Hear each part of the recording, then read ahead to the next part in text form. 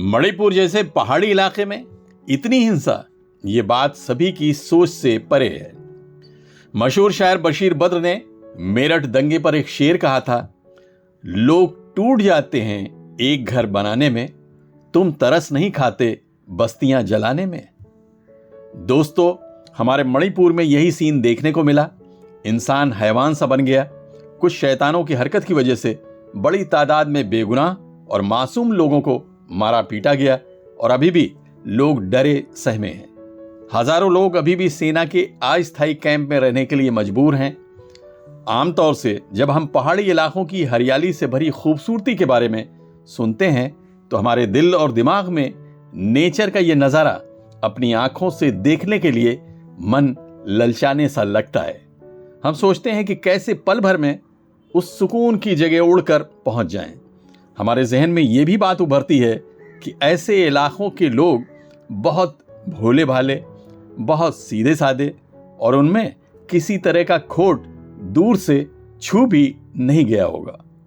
हमें लगता है कि प्लेन एरिया में जिस तरह की धोखाधड़ी, मारामारी मची हुई है वो इन पहाड़ी इलाकों में बिल्कुल देखने को नहीं मिलेगी।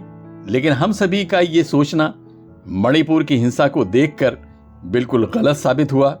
छोटी सी आबादी के इस राज्य में लोगों के लिए इतना जहर भरा हुआ है। इंसानों में आपस में इतनी नफरत, हम किस तरह का समाज बनाना चाहते हैं। मैंने एक वीडियो में देखा कि हिंसक भीड़ को रोकने के लिए महिलाओं ने खड़े होकर एक चेन बना ली और पुरुषों को हिंसा करने से रोका।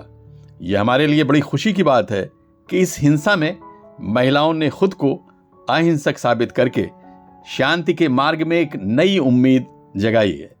एक तो जम्मू कश्मीर से मिलने वाली दुखद खबरों से हम देशवासी पहले से ही परेशान थे।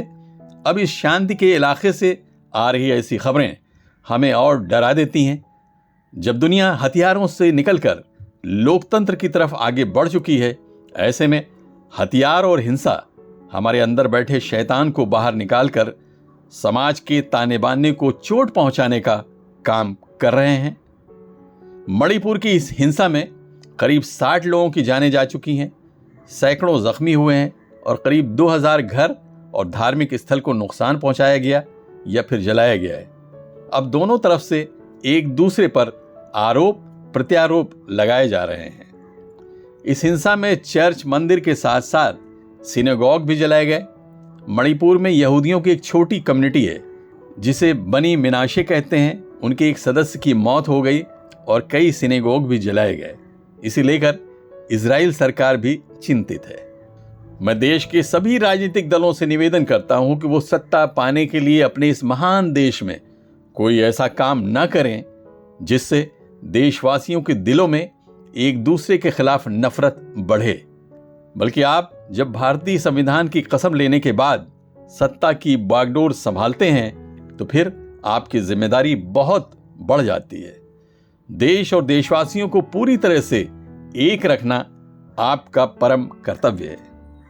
मणिपुर की इस हिंसा पर कैफ अजीमाबादी के इस शेर से मैं अपनी बात खत्म करता हूं। दीवारों दर पे खून के छींटे हैं जा बजा, दीवारों दर पे खून के छींटे हैं जा बजा, बिखरा हुआ है रंग हिना तेरे शहर में, बिखरा हुआ है रंग हिना तेरे शहर में। Abid Naqvi, press 9 news, Mumbai.